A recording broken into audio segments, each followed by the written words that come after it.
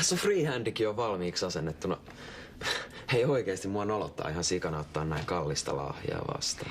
Ei himassa kukaan käytä. Ja mikään kauppa ei hyvitä tosta enää mitään. Sanokaa mun sanoneen, että tuommoiset koneet, ne on maailmanlopun vehkeitä. Pystyykö tuolla tekemään esimerkiksi kaupassa tilinpäätöstä? No totta kai voi. Kyllä sä tällä alkuun pääset. Mitä nyt? Ei, kun mä vaan tää piuha meni vähän hassusti. Oho. Mun pitäis varmaan kerkeä tekee läksytkin jossain välissä. Saatanko sä sut pysäkillä?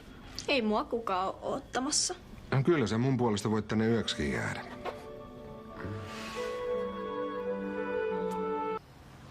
Hei, nähdään ruokkiksella. Noin. Vähän mä säikähdin.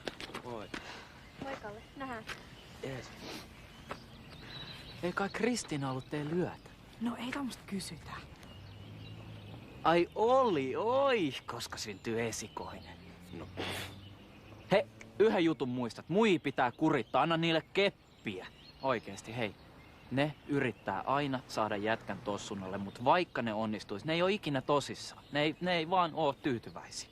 Idiootti. Mitä? Ne tykkää siitä oikeesti. Se on miehekästä. Ai kato Silja, moi. No, mitä se sun lehtijuttu edistyy?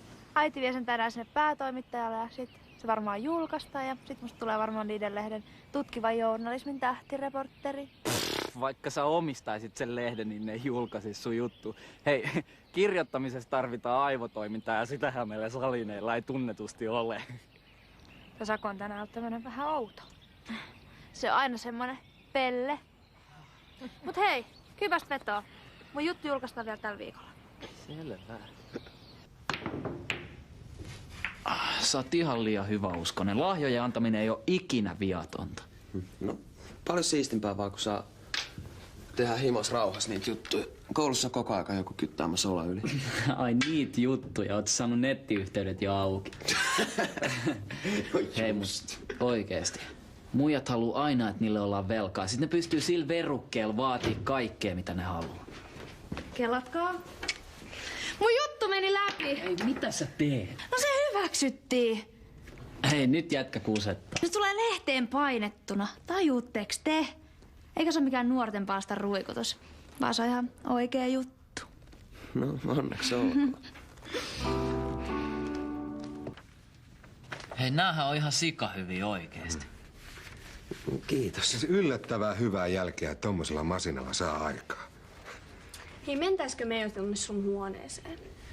Hei, kun mun pitäis saada nää ihan oikeesti valmiiksi. Kävisikö vaikka huomenna? Okei. Kai mä sit lähden himaan. Niin sä saat tehdä sun kuviskerhojuttujas. No mut hei, se kerho on huomenna. Mä ymmärrän. Moi.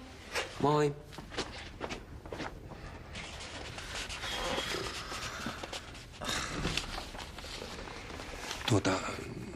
Nyt me voitais katsoa semmosia, mitä ne on, niitä tyttösivuja.